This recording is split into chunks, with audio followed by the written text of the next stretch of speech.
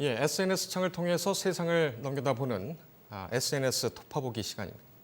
김은별 기자 나왔습니다. 자, 김 기자. 네. 오늘은 어떤 소식들 가지고 나왔습니까? 네, 오늘은 첫 번째로 조국 장관의 전화 공방 이슈가 있었고요. 예. 두 번째로는 국대 떡볶이 대표가 한 발언이 논란이 되고 있습니다. 그리고 마지막으로는 조금 가볍게 트위터의 9월 3주차 키워드 살펴보시겠습니다. 예. 첫 소식부터 보죠. 네, 국회 대정부 질문에서 주광덕 자유한국당 의원이 질의를 했었죠. 이제 그 과정에서 조국 장관이 자택 압수수색 당시에 서울중앙지검 특수이부 소속 부부장 검사와 통화를 한 정황이 드러났습니다. 예. 이 조 장관은 압수수색을 하되 이 정경심 부인인 정경심 교수의 건강을 조금 챙겨달라고 한 부분이 문제가 됐는데요. 이를 두고 야당은 탄핵을 추진하자는 목소리를 내고 있고요. 반면에 여당은 이 주광덕 의원의 발언이 피의사실 유포가 아닌 검찰과 내통한 정보를 유통한 것이라고 주장하고 있습니다. 예. 관련 페이스북 발언들 살펴봤는데요. 바른미래당 하태경 의원은 조국은 장관으로서 오해될 만한 행동을 하면 안 된다라며 국회에서 조국을 탄핵해서 그냥 공처가로만 살게 해줘야 한다 이렇게 말을 했고요. 예. 또 반면에 이석현 민주당 의원은 조 장관의 전화 공방은 부부의 인륜을 무시한 야비한 추궁 이렇게 말했습니다. 예. 뭐 양쪽 다 독서를 뿜어내고 있군요. 네, 그렇습니다. 이것과 관련돼서는 뭐 여기까지입니까? 네, 딱히 아무래도 야당 측에서는 계속해서 강경한 발언을 이어가고 있고요. 예. 그렇게 한 상황이고 여당 측에서는 민주당 페이스북 자체에 올라왔던 거거든요. 예. 이 피의사실 유포가 아닌 검찰과 내통한 정보를 유통한 것이라는 것이요. 예. 예. 국대 떡볶이 얘기해 보겠습니다. 이거 말종 반종 아니냐? 지난번에 한번 문제가 돼서 우리가 다룰 때 네네. 그렇게 얘기를 했는데 계속 글을 올리고 있군요. 네, 지금도 오전에도 계속해서 글을 올리고 있거든요. 이 논란이 된 게 페이스북을 통해서 극우 발언을 조금 이어가고 있는 것으로 보이는데요. 김상현 국대 떡볶이 대표가 오늘 오전 페이스북에서는요. 예. 지난 월요일 최고 매출 상승 기록을 공유하겠다며 이 한 점포에서 전주 대비 258% 매출이 상승했다고 밝혔습니다. 네. 그러면서 조국은 웅동학원으로 남들 쫄딱 망하게 하지만 우리는 살립니다. 이렇게 올렸는데요. 모든 게시물에 해시태그 코링크는 조국 거, 해시태그 문재인은 공산주의자 같은 굉장히 이렇게 좀 논란이 되는 말들을 태그를 달아서 게시물을 올리고 있습니다. 예.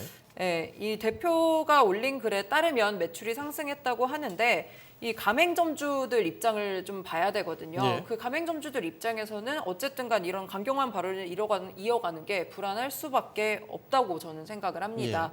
또 그리고 올 1월부터 오너리스크 방지법이 시행이 됐거든요. 일명 호시기법이라고 불리는 법인데요.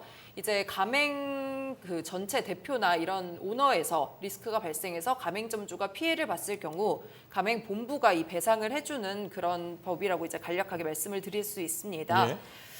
실제로 오늘 오전에 올라온 글을 보면요. 갑자기 사람들이 어떤 점주에게 가래침을 뱉고 노려봐서 두려운 마음에 가게 문을 닫았다가 이 가맹점주와 대표 김상현 대표가 싸웠지만 결국엔 잘 해결됐다. 이렇게 글을 본인을 옹호하는 취지에서 올린 글 같은데 예. 이 자체가 어쨌든 간은 가맹점주에게 지금 피해가 가고 있다는 것을 너무 적나라하게 보여준 거라고 할 수 있죠. 예. 네. 지금 김상현 대표의 글을 쭉 보고 또 여기에 반응하는 여론, 일베라든지 그렇습니다. 지금 불매운동과 판매운동이 지금 엇갈리고 있지 않습니까? 네, 그렇습니다. 일시적으로 상당히 이슈는 되면서 네. 258% 네. 팩트 일방적인 주장이기 때문에 네, 팩트는 그렇습니다. 아니겠습니다만 지금 이 상술에 대한민국이 놀아나고 있다 이렇게밖에 저는 생각이 안 되는군요. 네, 일부 자유한국당 의원들이 국대 떡볶이를 방문해서 김진태 의원이라든지 이런 사람들이 방문해서 매출을 올려줬다 이런 내용을 인증하고 있고요. 또 별명이 일베 떡볶이라고 지금 붙지 않았습니까? 그런 식으로 일베에서도 계속해서 인증글이 올라오고 있습니다. 국대 떡볶이를 먹었다는. 우발적인 질문입니다만 이 김상현 대표는 뭐 하던 사람입니까? 김상현 대표가 어떤 사람인지 과거 행적까지는 제가 정리를 하지 지금 알려진 못했는데요. 바가 없죠? 네, 그런데 이제 국대떡볶이 어쨌든 대표죠. 그래서 이제 가맹 사업 정보 공개서에 보면 이 국대떡볶이 매출이 좀 나와 있습니다. 근데 매출도 썩 좋은 상황은 아닙니다. 2015년에는 한 80억 정도의 매출액을 냈는데요. 지난해에는 50억 2,444만 원까지 좀 내려앉았고요. 가맹점도 좀 줄어서 2017년도 기준으로는 72개의 가맹점과 직영점 2개를 운영하고 있습니다. 자, 제가 이 얘기를 무리하게 끌어낸 것은 무엇이냐면 그러니까 네. 지금 김상현 대표라는 사람은 지금 조국 장관에 대한 국면 이 부분에 대해서 이 어떻게 보면 보수적인 그 보수 쪽에 그렇죠. 그리고 네. 야당 쪽에 네. 그쪽의 주장 아니겠습니까? 그렇습니다. 근데 그 김상현 대표는 과거에는 이런 그 같은 류의 활동을 전혀 한 바가 없는 것으로 저는 알고 있기 때문에 네. 이번 기회를 삼아서 정말 말 그대로 상술로 이용하는 게 아닌가 이렇게 의심이 됩니다. 알겠습니다. 그 마지막 순서는 뭐였죠? 네, 트위터에서 분석하는 9월 3주차 키워드입니다. 예. 테마는 이번엔 역시 화성 연쇄 살인 사건이었는데요. 네.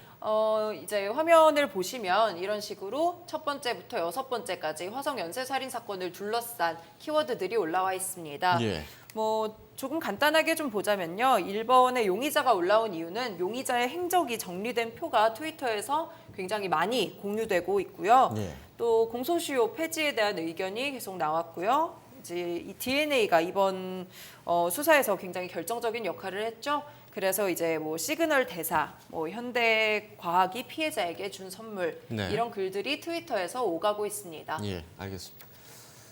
참 여러 중요한 사건이 많은데 네. 참 조국 블랙홀 언제쯤 끝날지 걱정입니다. 오늘 고생했습니다.